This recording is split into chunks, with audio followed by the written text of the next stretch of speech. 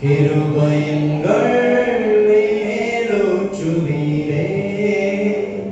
அவை ஆத்மா சரீரம் உம் சொந்தமே, அதை சாத்தான் தொடாமல் காப்பீரே. கர்த்தர் கரத்தின் கிரியைகள் நாங்கள், கிருபையுங்கள் மேலூற்றுவீரே, அவை ஆத்மா சரீரம் உம் சொந்தமே, அதை சாத்தான் தொடாமல் காப்பீரே.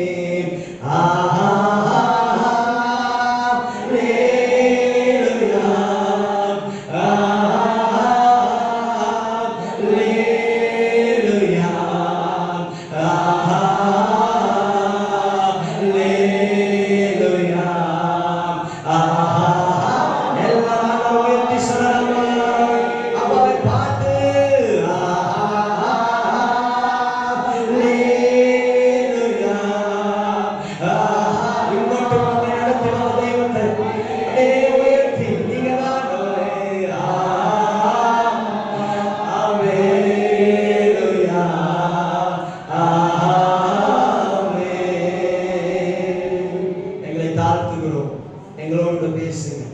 இயேசுவின் நாமத்தில் ஜெபிக்கிறோம் நல்ல பிதாவே. ஆமென், ஆமென், ஆமென். ஹல்லேலூயா. இன்னைக்கு ஒரு சில காரியங்களை நாம் வேதத்திலிருந்து தியானிக்க போகிறோம்.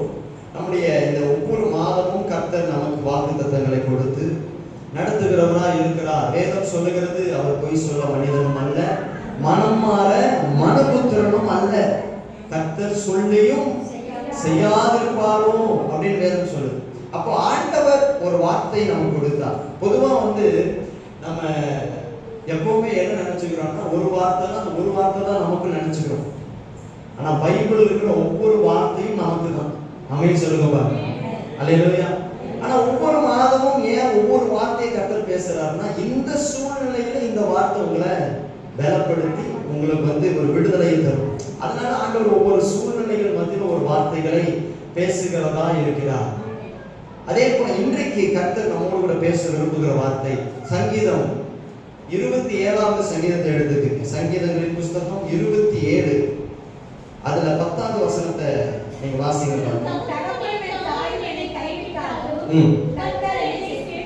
என் தகப்பனும் என் தாயும் என்னை கைவிட்டாலும் கர்த்தர் என்னை சேர்த்துக் கொள்வார். அல்லேலூயா. இந்த மாதத்துல ஆவியானவர் சொன்ன ஒரு சில வார்த்தைகளை மாத்திரம் நான் உங்ககிட்ட பேச விரும்புகிறேன். இந்த மாதத்துல கர்த்தர் கொடுக்கிற வார்த்தை என்னவென்றால், யார் உங்களை கைவிட்டாலும் அவர் உங்களை சேர்த்துக் கொள்வார். யார் உங்களை கைவிட்டாலும் கர்த்தர் உங்களை சேர்த்துக் கொள்வார். ஒரு தகப்பனும் தாயும் குழந்தைகளை கைவிடுவாங்களா? கைவிட மாட்டாங்க. நல்ல அப்பா அம்மா கைவிட மாட்டாங்க. ஆனா பைபிள் சொல்லுது, தகப்பனும் தாயுமே கைவிட்டாலும் ஆமென், கர்த்தர் உங்களை சேர்த்துக் கொள்வார். அல்லேலூயா. கைவிடுவது மனுஷனுடைய குணம் என்றால், சேர்த்துக் கொள்வது கர்த்தருடைய குணம். மறுபடியும் சொல்லுமா, கைவிடுவது மனுஷனுடைய குணம், சேர்த்துக் கொள்வது கர்த்தருடைய குணம். ஆமென் சொல்லுங்க பாருங்க. உலகத்தில் இருக்கிற எல்லா மனுஷனும் கைவிடுவாங்களா பாஸ்டர் அப்படின்னு கேட்டா, கண்டிப்பா கைவிடுவாங்க. நீங்க ரொம்ப நல்லவங்கன்னு நம்புறவங்க கூட ஒரு அளவுக்கு மேல ஒரு சில காரியங்கள்ல நீங்க மாட்டிக்கிட்டீங்கன்னா உங்களை கைவிட்டுருவாங்க. ஒரு அளவு வரைக்கும் தான் எல்லாரும் உங்களுக்கு உதவி செய்வாங்க, எல்லாரும் தாங்குவாங்க. உங்க சொந்த பந்தமாகட்டும், உங்களுடைய தாய் தகப்பனாகட்டும், பாஸ்டர் ஆகட்டும், சபையாகட்டும், எல்லாருமே சேர்த்து சொல்றேன். ஒரு அளவு வரைக்கும் தான் உங்களை கையில பிடிச்சிட்டு இருக்க முடியும் யாரா இருந்தாலும். ஒரு அளவுக்கு மேல சில பிரச்சனைகள் வெள்ளம் போல மேல எழுந்திருக்கிறப்போ யாராலையும் நமக்கு உதவி செய்ய முடியாது, யாராலையும் நம்ம பக்கத்துல நிக்க முடியாது. எல்லாரும் நம்ம தள்ளினாலும் அவர் நம்மை சேர்த்துக் கொள்ளுகிறவராய் இருக்கிறார். அல்லேலூயா சொல்லுங்க பாருங்க. அல்லேலூயா, அல்லேலூயா. அதனால ஆவியானவர் என்ன சொல்றாருன்னா, இந்த மனுஷங்கள்லாம் உங்களை கைப்படுறதுக்கு முன்னாடி நீங்களே உங்களை விட்டுட்டு கர்த்தர் பக்கமா வந்துட்டீங்கன்னா கர்த்தர் உங்களை ஆசீர்வதிக்கிறவராய் இருக்கிறாரு. நமக்கு உறவுகள் வேண்டாமா பாஸ்டர்? நீங்க சொல்றது பார்த்தா எந்த உறவுகளும் வேண்டாமா அப்படின்னு கேட்டீங்கன்னா உறவுகள்லாம் வேணும். நமக்குன்னு ஒரு குடும்பம் இருக்கு, நமக்குன்னு ஒரு ஃபேமிலி இருக்கு, நமக்குன்னு உறவுகள் இருக்கிறாங்க, எல்லாம் கரெக்ட் தான். ஆனா இது எல்லாத்தையும் விடவும் நம்ம யாராவது அதிகமா நேசிக்கணும். ஆமென். அததான் ஆண்டவர் சொல்றாரு, உனக்கு எவ்வளவு ஜனகம் பக்கத்துல இருந்தாலும் முதல் இடத்தை நீ எனக்கு கொடு. ஏன் ஆண்டவர் முதல் இடத்தை நான் உங்களுக்கு கொடுக்கணும்னா, மற்ற எல்லா மனுஷனும் உன்னை கைவிடுவான், ஆனா நான் மட்டும் உன்னை சேர்த்துக் கொள்வேன். அல்லேலூயா சொல்லுங்க பாருங்க. அல்லேலூயா. கர்த்தர் யாரையெல்லாம் சேர்த்துக் கொள்வார்? நான் ஒரு சில விஷயங்களை மட்டும் சொல்றேன், நேரம் இல்லாததுனால. கர்த்தர் யாரையெல்லாம் சேர்த்துக் கொள்வார் தெரியுமா? யாரெல்லாம் கர்த்தரை தேடி வராங்களோ அவங்களை எல்லாரையும் கர்த்தர் சேர்த்துக் கொள்வார். அல்லேலூயா. அல்லேலூயா சொல்லுங்க. கர்த்தரை தேடி வருகிறவர்களை கர்த்தர் சேர்த்துக் கொள்வார். ஆண்டவர் உங்களை சேர்த்துக் கொள்ளணும்னா நீங்க அவரை தேடணும். நீங்க தேடினாதான் அவங்களை சேர்த்துக் கொள்வார். அல்லேலூயா சொல்லுங்க. வருத்தப்பட்டு பாரம் சுமக்கிறவர்களே, நீங்கள் எல்லாரும் என்னிடத்திற்கு வாருங்கள். நீங்க தேடி வந்தாதான் அவர் உங்களை சேர்த்துக் கொள்வார். அல்லேலூயா சொல்லுங்க பாருங்க. அதான் யோவான்ல இப்படி எழுதி இருக்குது. யோவான் 6ஆம் அதிகாரம் 37வது வசனம் நமக்கு இப்படி சொல்லி தருது பாருங்க.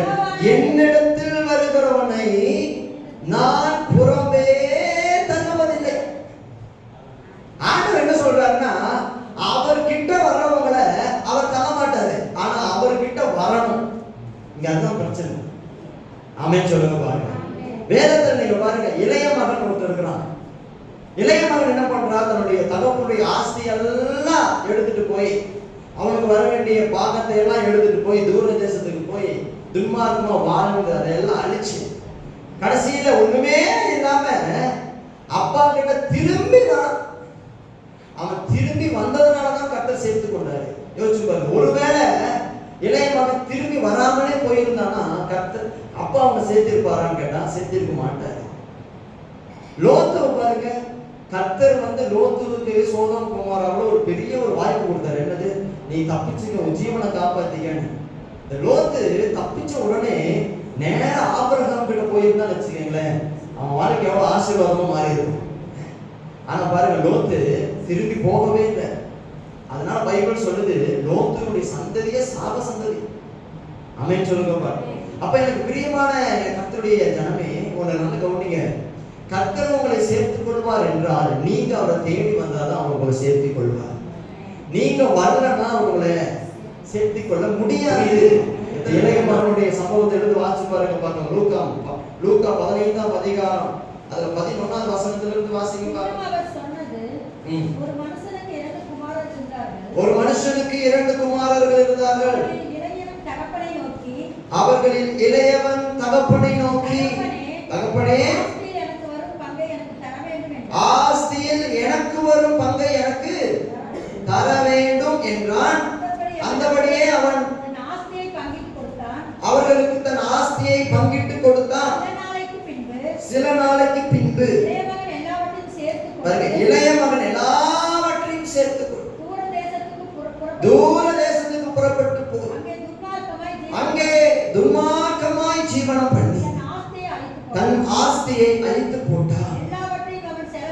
எல்லாவற்றையும் அவன் செலவழித்த பின்பு அந்த தேசத்திலே கொடிய பஞ்சம் உண்டாயிற்று. அப்பொழுது அவன் குறைவுபட தொடங்கி அந்த தேசத்தின் குடிகளில் ஒருவனிடத்தில் போய் ஒட்டி கொண்டான். சேர்ந்திருக்க வேண்டியவன் ஒட்டி கொண்டான். சொல்லுங்க, சேர்ந்திருக்க வேண்டியவன் வேற ஒருத்தவங்க போய் ஒட்டி கொண்டான். ஆண்டவர் என்ன சொல்றாருன்னா, நீங்களும் கர்த்தரும் தனித்தனியா இருக்கக்கூடாது, நீங்களும் கர்த்தரும் சேர்ந்து இருக்கணும். அல்லேலூயா சொல்லுங்க பாருங்க. நாம எப்ப கர்த்தர் கூட சேர்ந்து இருக்கிறோமோ அன்னைக்குதான் நம்ம வாழ்க்கையில் நன்மை நடக்கும். அல்லேலூயா சொல்லுங்களே. நான் பேசுறது புரியுது? அல்லேலூயா. இளைய மகன் தன்னுடைய ஆசையெல்லாம்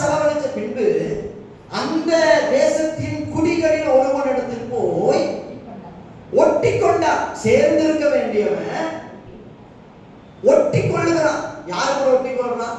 யாரோ ஒருத்தவங்க போய் இன்னைக்கு ஆவியானவர் சொல்லி தர்றாரு பாருங்க, சேர்ந்திருக்க வேண்டிய நீங்க, கர்த்தரோடு கூட சேர வேண்டிய நீங்க உலகத்தோட ஒட்டி கொண்டு இருக்கிற வரைக்கும் நன்மைகள் நம் வாழ்க்கையில நடக்காது. அல்லேலூயா சொல்லுங்க பாருங்க. இளைய மகன் ஏதாவது நன்மை நடக்கும், ஏதாவது நன்மை கிடைக்கும்னு சொல்லி போய் ஒட்டிக்கிறான். ஏன்னா இருக்கிறது எல்லாம் செலவழிஞ்சு போச்சு. இந்த மனுஷங்கிட்ட போய் நம்ம ஒட்டிக்கிட்டோம்னா ஏதாவது ஒரு நல்லது நடக்கும், ஏதாவது ஒரு நன்மை நடக்கும், கொஞ்சம் சாப்பாடாச்சும் கொடுப்போம் அப்படின்னு சொல்லிட்டு அவன் போறான். ஆனா ஏதாவது ஒரு நன்மை நடந்துச்சு அவனுக்கு. பைபிள் சொல்லுது, பண்ணி திங்கிற தவிட்ட சாப்பிடணும்னு ஆசைப்பட்டா அதை கூட யாரும் தரலையா. எவ்வளவு கொடுமை பாரு. ஆவியானவர் இன்னைக்கு சபைகளுக்கு சொல்றது என்ன தெரியுமா? நீ சேர்ந்திருக்க வேண்டியவன், ஆனா நீ என்ன பண்ற தெரியுமா? உலகத்தோட ஒட்டிக்கிட்டு இருக்கிற. நீ உலகத்தோட ஒட்டிக்கிட்டு இருக்கிற வரைக்கும் தேவன் உனக்கு வச்சிருக்கிற நன்மைகளை உங்க வாழ்க்கையில சுதந்திரிக்கவே முடியாது. அல்லேலூயா சொல்லுங்க பாருங்க. அப்போ இந்த உலகத்தில் இருக்கிற நான் இந்த ஒட்டி கொண்டிருக்கிற அந்த காரியங்களை எல்லாம் விட்டுட்டு பைபிள் வாசிங்க பார்க்கலாம். அந்த வசனத்தை 14 15 வசனத்தை 15வது வசனத்தை வாசிங்க. அந்த தேசத்தில் குடிகளில் ஒருவனிடத்தில் போய் ஒட்டி கொண்டான். அந்த குடியானவன் பாருங்க, அந்த குடியானவன் அவனை தன் வயல்களில் பன்றிகளை மேய்க்கும்படி அனுப்பினான். அப்பொழுது பன்றிகள் தின்கிற தவிட்டினாலே தன் வயிற்றை நிரப்ப ஆசையாயிருந்தான். எவ்வளவு கொடுமை பாருங்க.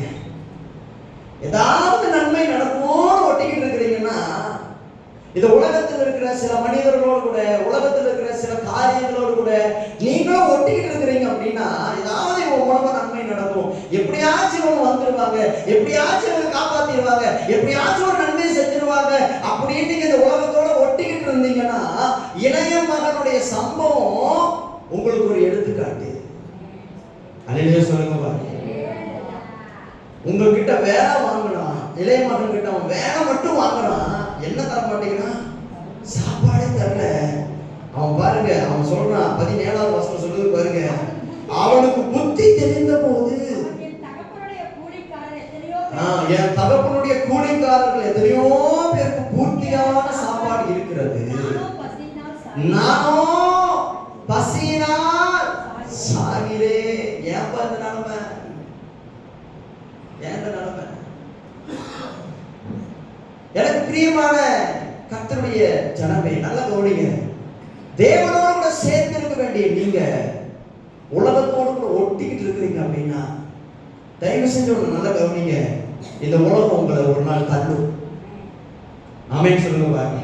நீங்க யாரை நம்பிக்கிட்டு இருக்கிறீங்களோ, நீங்க அவங்க இருக்கிறாங்க இவங்க இருக்கிறாங்க ஒருத்தர் நம்புறீங்கல்ல, அந்த வேலை இருக்குது இந்த வேலை இருக்குன்னு ஒரு விஷயத்தை நம்புறீங்கல்ல, அந்த விஷயமே உங்களை ஒரு நாள் தள்ளும். அதனால ஆவியானவர் சொல்றாரு, சேர்ந்து இருக்க வேண்டிய நீ உலகத்தோட ஒட்டிட்டு இருக்காத. என்னன்றதை பண்ணணும்? வசனத்தை வாசிங்க. 18வது வசனம், நான் எழுந்து என் தகப்பனிடத்திற்கு போய், தகப்பனே, பரத்துக்கு விரோதமாக உமக்கு முன்பாகவும் பாவம் செய்தேன், இனிமேல் உம்முடைய குமாரன் என்று சொல்லப்படுவதற்கும் நான் பாத்திரன் அல்ல, உம்முடைய கூலிக்காரர்கள் ஒருவனாக என்னை வைத்துக் கொள்ளும் என்பேன் என்று சொல்லி எழுந்து புறப்பட்டு தன் தகப்பனிடத்தில், அல்லேலூயா சொல்லுங்க பார்க்கலாம். இந்த உலகத்துல நீங்க ஒட்டிக்கிட்டு இல்லாம இந்த உலகத்தை விட்டு எழுந்துச்சு உங்க அப்பா கிட்ட வாங்க. ஏன்னா அவங்க அப்பா அவங்களை சேர்த்துக் கொள்ளுகிறவராக இருக்கிறாரு. அல்லேலூயா. நீங்களும் அப்பாவும் சேர்ந்து இருக்கணும் சிஸ்டர், நீங்களும் அப்பாவும் சேர்ந்து இருக்கணும். நீங்க சேர்ந்து இருந்தாதான் நன்மை. நீங்க சேர்ந்து இல்லைன்னு வச்சுக்கீங்களேன், பன்றி திங்கிற தகவல் கூட இளைய மகனுக்கு கிடைக்காத ஒரு நிலைமை வந்துச்சு பாருங்க. அந்த மாதிரி ஒரு சூழ்நிலைகள் உங்க வாழ்க்கையில வரும்.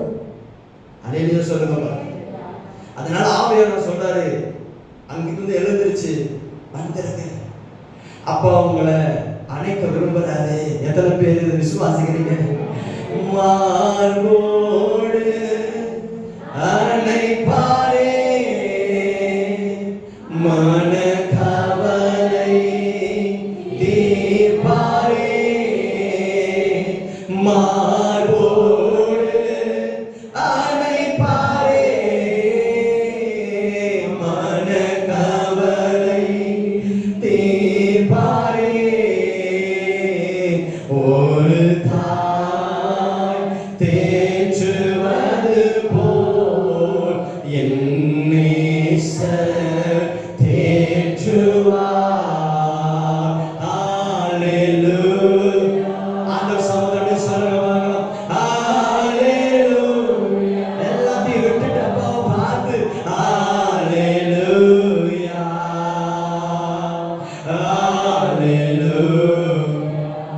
ஹalleluya, ஹalleluya, ஆமென். சில நேரங்கள்ல உலகத்தை விடுறதுக்கு நம்மளால முடிய மாட்டேங்குது. காரணம் நம்முடைய சூழ்நிலைகள், நம்முடைய நெருக்கடிகள். இந்த உலகத்தை எல்லாம் என்னால விட முடியாது பாஸ்டர். இந்த விஷயத்தை நான் விட்டுட்டேன்னா எனக்கு வருமானம் குறைஞ்சு போயிடும். அவங்க பேச்சு நான் கேட்டுட்டேன்னா என் வேலை போயிடும். அவங்க பேச்ச கேட்காம போயிட்டேன்னா என் வேலை போயிடும். அவங்களுக்கெல்லாம் பகையாளையா மாறிடுவேன். அதனாலயே நான் எல்லாத்தையும் கண்ட்ரோல் பண்ணிட்டு அவங்க சொல்றபடி வாழ்ற பாஸ்டர் அப்படின்னு இந்த உலகத்துல நீங்க ஒட்டிட்டு இருக்கிறீங்கன்னா, ஆவியானவர் சொல்றாரு பாருங்க, நீங்க ஒட்டிட்டு இருக்கிற வரைக்கும் தேவனிடத்திலிருந்து ஒரு நன்மையும் உங்க வாழ்க்கையில வராது. அல்லேலூயா சொல்லுங்க பாருங்க. ஆவியானவர் சொல்றாரு, சில பேருடைய காரியங்களை பாருங்க, எவ்வளவுதான் கர்த்தர் திரும்ப திரும்ப அதை செய்யாத செய்யாத செய்யாதன்னு சொல்லி கூட திரும்ப திரும்ப ஏன் ஒரு மனுஷன் ஒரு பாவத்தையோ அல்லது ஒரு காரியத்தையோ செஞ்சுக்கிட்டே இருக்கிறான்னா, அவன் எங்க போய் ஒட்டிக்கிட்டு இருக்கிறான்? உலகத்தோட ஒட்டிக்கிட்டு இருக்கிறான். அல்லேலூயா சொல்லுங்க பாருங்க. இப்படி உலகத்தோட ஒட்டிக்கிட்டு இருக்கிற வரைக்கும் தேவனிடத்துல இருந்து வருகிற நன்மைகளை நாம இழந்து போயிடுறோம். அதனால ஆண்டவர் சொல்றாரு, எப்பா நீ நல்லா இருக்கணும்னு நான் நினைக்கிறேன். உனக்கு நம்பிக்கை இருக்கா? உன்னை நான் காப்பாத்துவேன் நீ நம்புறியா? கர்த்தர் உங்களை காப்பாத்துவாருன்னு நீங்க நம்புறீங்களா? கர்த்தர் உங்களை கைவிட மாட்டாருன்னு நீங்க நம்புறீங்களா? நீங்க நம்புறது உண்மைன்னா இன்னைக்கு உலகத்தோட நீங்க ஒட்டிக்கிட்டு இருக்கீங்க பாருங்க. அந்த ஒட்டு உறவை எல்லாத்தையும் உடைச்சிட்டு இன்னைக்கு கர்த்தர் பக்கமா நீங்க திரும்பி வருவீங்க அப்படின்னா, ஆவியானவர் சொல்றாரு, உங்களை நான் சேர்த்து கொள்ள விரும்புகிறேன். இன்னைக்கு நான் எவ்வளவு தூரம் உன்னை சேர்த்துக்கிறேன்னு சொன்னாலும் நீ என் பக்கத்துல சேர முடியாததுக்கு காரணம் என்ன தெரியுமா? நீ உலகத்தோட ஒட்டிக்கிட்டு இருக்கிற. எந்த விஷயம் உங்களை ஒட்ட வைக்குதோ அந்த விஷயத்தை நீங்க வெட்டி போடுங்க. அல்லேலூயா. ஏன்னா எனக்கும் இந்த உலகத்திற்கும் ஒட்டும் இல்லை, உறவும் இல்லை.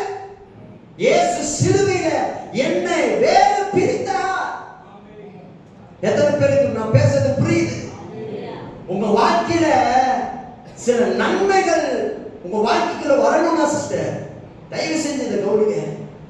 இந்த உலகத்தோட நீங்க ஒட்டிக்கிட்டு இருக்கீங்க பாருங்க, அந்த ஒட்டையும் அந்த உறவையும் உடைச்சு போடுங்க. கர்த்தர்கிட்ட சொல்லுங்க, ஆண்டவரே எனக்கு நீங்க தான் வேணும்.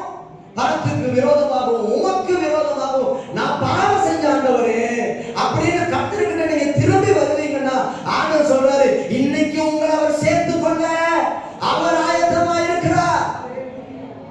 அல்லேலூயா, அல்லேலூயா.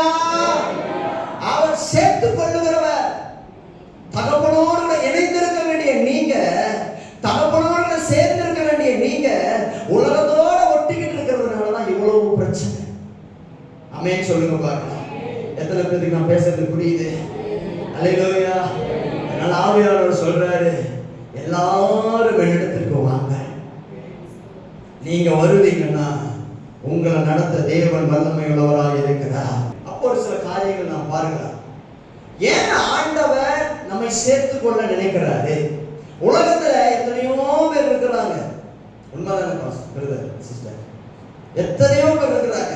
ஆனா ஆண்டவர் உங்களை என்னையும் மட்டும் சேர்த்துக் கொள்வதற்காக சபை கூட்டிட்டு வந்திருக்கிறார். ஏன் அப்படின்னா, நம்மை ஏன் சேர்த்துக் கொள்ள விரும்புகிறார் என்றால், தேவ திட்டம் நம்ம மேல இருக்கிறதுனால, இந்த தேவ திட்டம் நம்ம வாழ்க்கையில நிறைவேறணும்ங்கிறதுனால கர்த்தர் நம்மை சேர்த்துக் கொள்ள விரும்புகிறார். அல்லேலூயா சொல்லுங்க பாருங்க. தேவ திட்டம் என்பது நம்ம வாழ்க்கையில இருக்கு. இந்த உலகத்துல மனுஷனுடைய திட்டமும் இருக்கு, தேவனுடைய திட்டமும் இருக்கு. மனுஷனுடைய திட்டம் வேற, தேவனுடைய திட்டம் வேற. அதான் பைபிள் ஒரு வசனம் சொல்லுது பாருங்க, உன் நினைவுகள் என் நினைவுகள் அல்ல, உன் வழிகள் என் வழிகளும் அல்ல. வானத்துக்கு பூமி எவ்வளவு தூரம் இருக்குதோ அந்த அளவுக்கு என்னுடைய நினைவுகளுக்கும் உன்னுடைய நினைவுகளுக்கும் வித்தியாசம் இருக்கு. அப்படி என்ன அர்த்தம்? ஆண்டவருடைய திட்டம் என்பது பெருசு, நாம வச்சிருக்கிற திட்டம் ரொம்ப சின்னது. நாம நம்முடைய படிப்பு, நம்முடைய திறமை, நம்முடைய அழகு, நம்முடைய அனுபவத்தை வச்சு ஒரு திட்டத்தை போடுறோம். ஆனா கர்த்தர் நம்முடைய படிப்பு, நம்முடைய திறமை, நம்முடைய அனுபவத்தை வச்சு திட்டத்தை போடல. அவர் நம்மே வச்சிருக்கிற நேசத்தின் நிமித்தமாக, அவர் நம்மே வச்சிருக்கிற வாக்குத்தத்தத்தின் நிமித்தமாக ஒரு பெரிய திட்டத்தை வச்சிருக்கிறாரு. தாவீதை ஆண்டவர் திட்டத்திற்குள் கொண்டு வர, நீங்க எடுத்து வாசிச்சீங்கன்னா உங்களுக்கு தெரியும். 1 சாமுவேல் 16ஆம் அதிகாரம் எடுத்து வாசிங்க.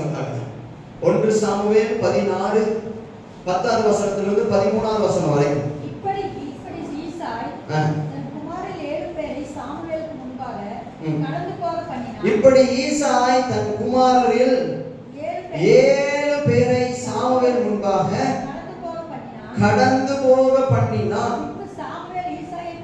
பின்பு சாமுவேல் ஈசாயை பார்த்து, கர்த்தர் இவர்களில் ஒருவனையும் ஆமென் ஒருவனையும் தெரிந்து கொள்ளவில்லை. காரணம், இவங்க மேல தேவ திட்டம் இல்ல. அதனால கர்த்தரும் அவங்கள தெரிந்து கொள்ளல. நீங்க இந்த உலகத்துல உங்க சொந்த பந்தம் எத்தனையோ பேர் இருக்கிறாங்க, ஆனா நீங்க மட்டும் ரட்சிக்கப்பட்டதுக்கு காரணம் தெரியுமா? உங்க மேல தேவ திட்டம் இருந்ததுனால அவங்களெல்லாம் கர்த்தர் தெரிந்து கொள்ளல, ஆனா உங்களையும் என்னையும் மட்டும் கர்த்தர் தெரிந்து கொண்டாரு. அல்லேலூயா சொல்லுங்க பார்க்கலாம். ஆமென். அப்ப அடுத்து அப்படியே வாசிங்க பார்க்கலாம். உன் பிள்ளைகள் எவ்வளவுதானா என்று ஈசாய் கேட்டான். அதற்கு அவன், இன்னும் எல்லாருக்கும் இளையவன் ஒருவன் இருக்கிறான், அவன் ஆடுகளை மேய்த்துக் கொண்டிருக்கிறான் என்றார். அப்பொழுது சாமுவேல் ஈசாயை நோக்கி, ஆள் அனுப்பி அவளை அனுப்பி, அவன் இங்கே வருமட்டும் நான் பந்தியில் இருக்க மாட்டேன் என்றான். ஆள் அனுப்பி அவனை அழைப்பித்தான். அவன் சிவந்த மேனியும் அழகிய கண்களும் நல்ல ரூபம் உள்ளவனாய் இருந்தான். அப்பொழுது கர்த்தர், இவன் தான், நீ எழுந்து இவனை அபிஷேகம் பண்ணு என்றார். அப்பொழுது சாமுவேல் தைல கொம்பை எடுத்து அவனை அவன் சகோதரர் நடுவிலே அபிஷேகம் பண்ணினார். அந்நாள் முதல் கொண்டு கர்த்தருடைய ஆவியானவர் தாவீதின் மேல் வந்து இறங்கி இருந்தார். சாமுவேல் எழுந்து ராமாவுக்கு போய்விட்டான். அல்லேலூயா, அல்லேலூயா, அல்லேலூயா. ஆமென். ஆண்டவர் தாவீதின் மேல ஒரு தேவ திட்டத்தை வச்சிருந்தார். இந்த தேவ திட்டத்தை தாவீது நிறைவேற்றணும்னா தாவீதும் கர்த்தரும் ஒன்னா சேரணும். தேவ திட்டம் உங்க வாழ்க்கையில என் வாழ்க்கையில இருக்கு. இதுல டவுட்டே நீங்க பட வேண்டாம், இதுல சந்தேகமே உங்களுக்கு வேண்டாம். தேவ திட்டம் உங்க மேல இருக்கு. பக்கத்துல இருக்கிற கை பிடிச்சு சொல்லுங்க பார்க்கலாம். தேவ திட்டம், பரவாயில்ல கை பிடிச்சு சொல்லுங்க, தைரியமா சொல்லுங்க. தேவ திட்டம் உங்க மேல இருக்கு. ஆமா, தேவ திட்டம். சில பேர் நினைக்கிறாங்க முன்னால தேவ திட்டம் இருக்கு போல. அல்லேலூயா. நல்லா கவனிங்க, தேவ திட்டம் உங்க மேல இருக்குங்க. ஆனா இந்த தேவ திட்டம் எப்ப நிறைவேறும் தெரியுமா? நீங்களும் கர்த்தரும் எப்ப சேர்றீங்களோ அப்பதான் உங்க மேல இருக்கிற தேவ திட்டம் நிறைவேறும். நானும் கர்த்தரும் சேரலன்னா நம்ம மேல இருக்கிற தேவ திட்டம் நிறைவேறாது. சாமுவேல் தாவீதை அபிஷேகம் பண்ணது எதுக்காக தெரியுமா? அது ஒரு அடையாளமா அந்த அபிஷேகத்தை பண்ணாரு. எதுக்கு அடையாளம்? அபிஷேகம் என்பது எதுக்கு அடையாளம் தெரியுமா? கர்த்தர் என் கூட இணைஞ்சிட்டாரு அல்லது கர்த்தரோடு கூட நான் சேர்ந்துட்டேன் அப்படிங்கிறதுக்கு அடையாளம் தான் அபிஷேகமே. அல்லேலூயா சொல்லுங்க பாருங்க. ஒரு மனுஷன் அபிஷேகம் பெற்றுட்டானா வச்சுக்கங்களேன், அவன் கூட இப்போ கர்த்தர் இணைஞ்சிட்டாரு, இல்லைன்னா இவன் அவரோடு கூட சேர்ந்துட்டான் அப்படிங்கிறதுக்கான ஒரு அடையாளம் தான் அபிஷேகம். அபிஷேகம் பெற்றவர்களுக்கும் அபிஷேகம் பெறாதவர்களுக்கும் வித்தியாசம் இருக்கு. அபிஷேகம் பெற்றவர்கள் தான் தேவ திட்டத்தை நிறைவேற்ற முடியும். அதனாலதான் ஆவியானவர் சொல்றாரு, நீங்க அபிஷேகத்தை எப்பவும் அலட்சியம் பண்ணாதீங்க. அபிஷேகம் என்பது தேவ திட்டத்தோட இணைஞ்சிருக்குது. முதல்ல அபிஷேகம் வருது, அதுக்கப்புறம் தான் தேவ திட்டம் நிறைவேறுது. அப்படி என்ன தெரியுமா, கர்த்தர் என் கூட இணைஞ்சிட்டாருங்கிற ஒரு அடையாளம் தான் அபிஷேகம். எந்தெந்த மனுஷங்களோட தேவன் சேர்ந்து இருக்கிறாரோ அந்தந்த மனுஷங்க தான் தேவ திட்டத்தை நிறைவேற்றவே போறாங்க. அல்லேலூயா சொல்லுங்க பாருங்க. அந்த வசனத்துல நீங்க வாசிச்சீங்கன்னா தெரியும். 12வது வசனத்தை அப்படியே 12, 13 வசனத்தை வாசிங்க பார்க்கலாம். ஆள் அனுப்பி அவனை அழைப்பித்தான். அவன் சிவந்த மேனியும் அழகிய கண்களும் நல்ல ரூபமுள்ளவனுமாய் இருந்தான். அப்பொழுது கர்த்தர் இவன்தான், நீ எழுந்தவனை அபிஷேகம் பண்ணு என்றார். பாருங்க, அபிஷேகம் பண்ணின உடனே என்ன நடக்குது? அப்பொழுது சாமுவேல் தைல கொம்பை எடுத்து அவனை அவன் சகோதரர் நடுவிலே அபிஷேகம் பண்ணினான். அடுத்த வார்த்தையை சொல்லுது பாருங்க, அந்நாள் முதல் கொண்டு கர்த்தருடைய ஆவியானவர் தாவீதின் மேல் இறங்கி வந்தார். அப்படி என்ன அர்த்தம்? அபிஷேகம் வந்ததுக்கு அப்புறம் தான் கர்த்தரும் தாவீதும் சேர்றாங்க. அபிஷேகம் பெறுவதற்கு முன்னாடி கர்த்தரும் ஆவியானவர் அந்த அளவுக்கு சேர்ந்திருந்தாங்கன்னா கிடையாது. அபிஷேகம் பெற்றதுக்கு அப்புறம் தாவீதோடு கூட யார் சேர்ந்துட்டா? கர்த்தர் சேர்ந்துட்டாரு. அல்லேலூயா சொல்லுங்க பாருங்க. இன்னைக்கு ஆவியானவர் கூட சொல்ற ஒரு காரியம் என்ன தெரியுமா? நீங்களும் கர்த்தரும் என்னைக்கு சேர்றீங்களோ, நீங்களும் தேவனும் என்னைக்கு சேர்றீங்களோ அன்னைக்கு தான் உங்க மேல இருக்கிற தேவ திட்டம் பலிக்கும். தேவ திட்டம் எப்படிப்பட்டதா இருக்குது பாருங்க. தாவீது ஆடு மேய்ச்சிட்டு இருக்கிறான். ஆடு மேய்ச்சிட்டு இருக்கிறவன ராஜாவா மாத்துறாரு. ஏணி வச்சாலும் எட்டுமா? ஆடு மேய்க்கிறவன் ராஜாவாக முடியுமா? முடியாது. ஆனா தேவ திட்டம் பாருங்க, ராஜாவாகணும் அப்படிங்கிறது. எப்படி சிஸ்டர் அவன் ராஜாவானா? எப்படி தெரியுமா ராஜாவானா? தாவீதுடைய பராக்கிரமத்தினால ராஜாவாகல. தாவீது பெரிய யுத்தத்துல வல்லவனா இருந்ததுனால ராஜாவாகல. கர்த்தரும் தாவீதும் சேர்ந்து இருந்தாங்க பாருங்க, அதனால அவன் ராஜாவாயிட்டான். இன்னைக்கு நான் பேசுறதுக்கு இது புரியுது. உங்க வாழ்க்கையில தேவ திட்டம் நிறைவேறணும்னா நீங்களும் கர்த்தரும் பிரிஞ்சிருக்க கூடாது. கர்த்தர் சொல்றாரு, என்கிட்ட வாங்க. உன் தாயும் தகப்பனும் உன்னை தள்ளினாலும் நான் உன்னை சேர்த்துக்குவேன். காரணம் நீ நானும் தனித்தனியானவர்கள் அல்ல. உன் கூட இணைஞ்சு நின்று உன் சத்துருக்களுக்கு முன்பாக உனக்கு ஒரு பந்தியை ஆயத்தப்படுத்தி உன் தலையை எண்ணெயால் அபிஷேகம் பண்ணுவேன். உன் பாத்திரம் நிரம்பி வழியும். அல்லேலூயா சொல்லுங்க பாருங்க. உலகத்துல அவங்க தள்ளா தள்ளிட்டு போகட்டும் சிஸ்டர், பிரதர். இவங்க தள்ளா தள்ளிட்டு போகட்டும்.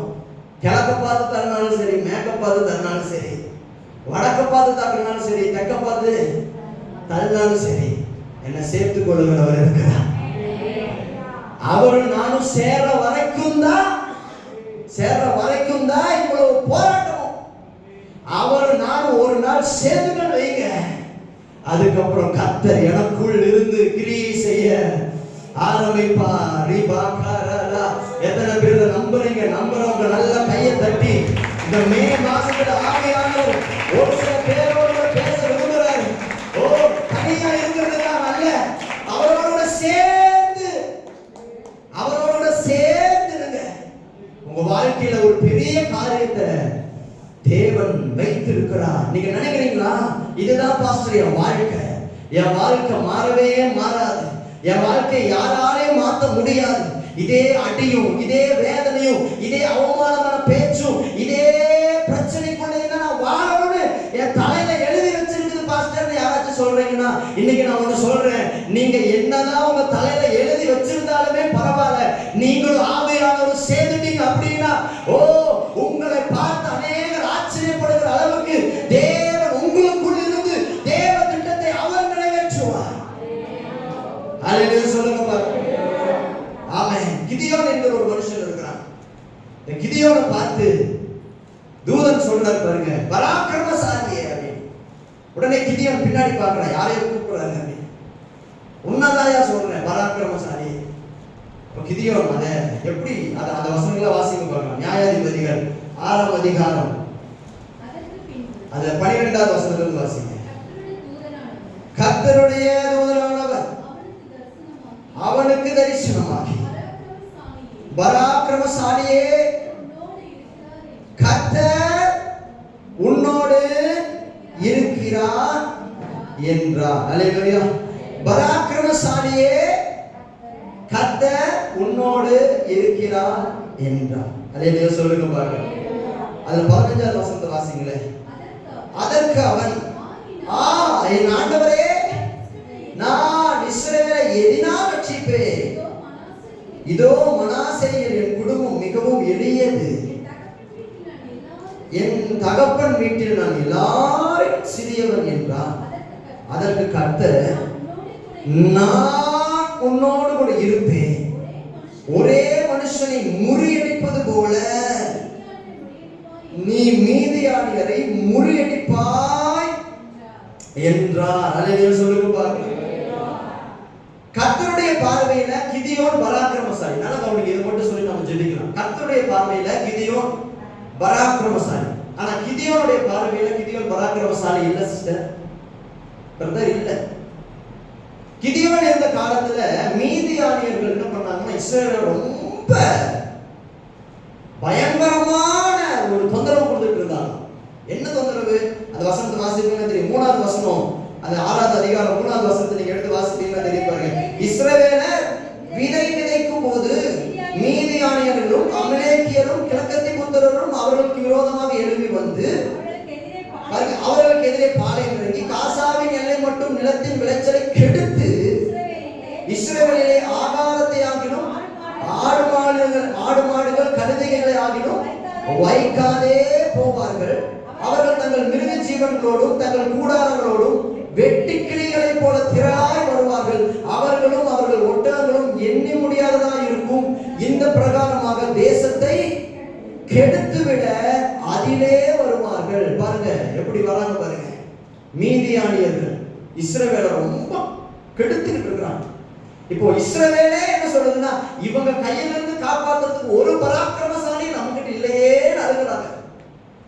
ஏன்னா இஸ்ரவேல் ஜனங்களுக்கு பாத்தீங்கன்னா மீதியானியர்கள் எப்படி இருக்கிறாங்கன்னா கடற்கரை மரணத்தை போல இருக்கிறாங்க, வெட்டிக்கிளியை போல இருக்கிறாங்க. அத்தனை கூட்டம் யோசிச்சு பாருங்க. ஒரு பராக்கிரமசாலி இவனுக்கு எதிர்த்து நிற்க ஒரு பராக்கிரமசாலி கூட நம்மகிட்ட இல்லையே இஸ்ரவேலர்கள் அழுதுகிட்டு இருக்கிறாங்க. அந்த சூழ்நிலையில தான் கர்த்தருடைய தூதன் கிதியோனை பார்த்து சொல்றாரு பராக்கிரமசாலி அப்படிங்கிறது. ஆமென் சொல்லுங்க பாருங்க. ஆனா கிதியோனுடைய பார்வையில கிதியோன் பராக்கிரமசாலி கிடையாது. ஆனா தேவ திட்டம் என்னன்னா கிதியோன் தான் பராக்கிரமசாலி. அப்படின்னு என்ன அர்த்தம்? இந்த சத்துருக்களை விரட்ட போகிறவன் இவன் தான். இது தேவ திட்டம். இப்ப கிதியோன் பராக்கிரமசாலியே இல்லை. ஆனா கிதியோன் பராக்கிரமசாலியா மாறணும். எப்ப மாறணும் தெரியுமா? கர்த்தரும் கிதியோனும் எப்ப சேர்ந்தாங்களோ அன்னைக்கு கிதியோன் பராக்கிரமசாலியா மாறினான். அல்லேலூயா சொல்லுங்க பாருங்க. சிஸ்டர் பிரதர் நான் ஒன்னு சொல்லட்டுமா? உங்க சத்துரு உங்க வாழ்க்கை கெடுத்து போடுறான் பாருங்க. சத்துரு இவன் உங்க வாழ்க்கையை விட்டு ஓடணும்னா நீங்களும் கர்த்தரும் தனித்தனியே இருக்க கூடாது. நீங்களும் கர்த்தரும் என்னைக்கு ஒன்னா சேர்றீங்களோ அன்னைக்கு உங்க வாழ்க்கையில் இருக்கிற சத்துருவை வேற ஒருத்தன் வந்து துரத்த மாட்டான். நீங்களே உங்க சத்துருவை துரத்துகிற வல்லமையை கர்த்தர் உங்க தலைமையிலதான் வச்சிருக்கிற. நீங்க நினைக்கிறீங்களா என் வாழ்க்கையில வந்து யாராச்சும் ஒருத்தர் வருவாங்க, யாராச்சும் ஒருத்தர் வருவாங்க, யாராச்சும் ஒருத்தர் வருவாங்க? யாரும் வரமாட்டாங்க. பக்கத்துல கை பிடிச்சு சொல்லுங்க பாருங்க. உங்க வாழ்க்கையை காப்பாத்துறதுக்கு யாரும் வரமாட்டாங்க. உங்க வாழ்க்கையை காப்பாத்துறதுக்கு நீங்க தான் இருக்கிறீங்க. ஹலோ, இருக்கீங்களா? உங்க வாழ்க்கையை காப்பாத்துறதுக்கு உங்களை தான் கர்த்தர் வச்சிருக்கிறாரு. உங்க சத்துருவை விரட்டுறதுக்கு உங்களை தான் கர்த்தர் வச்சிருக்கிறாரு. உங்க குடும்பம் ரட்சிக்கப்படுறதுக்கு உங்களை தான் கர்த்தர் வச்சிருக்கிறாரு. உங்க பிள்ளைகள் ரட்சிக்கப்படுறதுக்கு உங்களை தான் கர்த்தர் வச்சிருக்கிறாரு. உங்க வீட்டை விட்டு பாவம் சாபம் எல்லாம் விலகி போகிறதுக்கு கர்த்தர் வேற யாரையோ வைக்கல, உங்களை தான் வச்சிருக்கிறாரு. உங்க வீட்டில் இருக்கிற பாவம் செய்கிற மனிதர்கள் மனம் திரும்புறதுக்கு கர்த்தர் வேற யாரையோ கொண்டு வந்து வைக்கல, உங்களை தான் வச்சிருக்கிறாரு.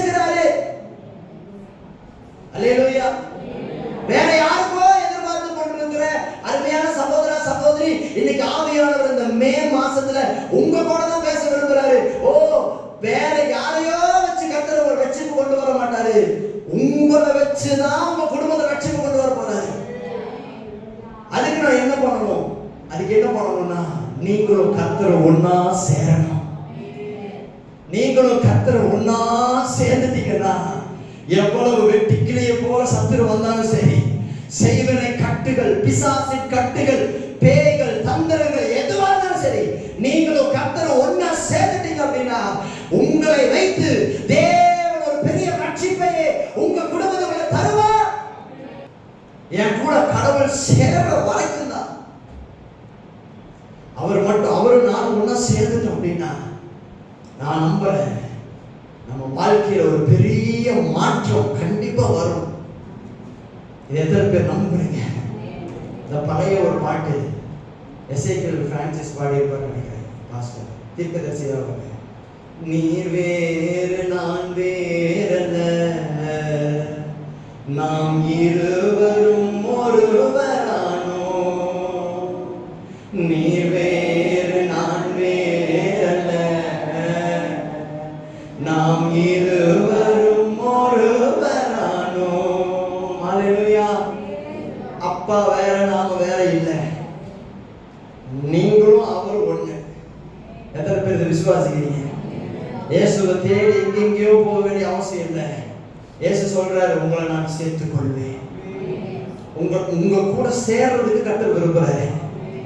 ஐயோ பாஸ்டர், வீட்டை பார்த்தா கூட திரும்பி போறாங்க பாஸ்டர், சொந்தக்காரங்க எங்க வீட்டை பார்த்தா கூட திரும்பிட்டு போறாங்க பாஸ்டர். தள்ளுறாங்களா? தள்ளிட்டு போட்டு விடுங்க.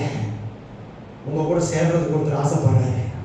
அவர் மட்டும் உங்க கூட சேர்ந்துட்டாருன்னு வைங்க, உங்க வாழ்க்கையில் இருக்கிற தெய்வ திட்டங்கள் எல்லாம் நிறைவேற ஆரம்பிக்கும். தெய்வ திட்டங்கள் நிறைவேற ஆரம்பிக்கிற பொழுது, யாரெல்லாம் உங்களை தண்ணி மூஞ்சி திருப்பிட்டு போனாங்களோ அவங்க எல்லாரும் வந்து சொல்லுவாங்க, இவன் உண்மையான தேவனுடைய மனுஷன், இவன் மேல தேவ ஆவியானவர் இருக்கிறாரு. இந்த மே மாசத்துல கர்த்தர் உங்களோடு கூட இருக்கிறாரு. அவர் உங்களை சேர்த்துக் கொள்ள விரும்புகிறார்.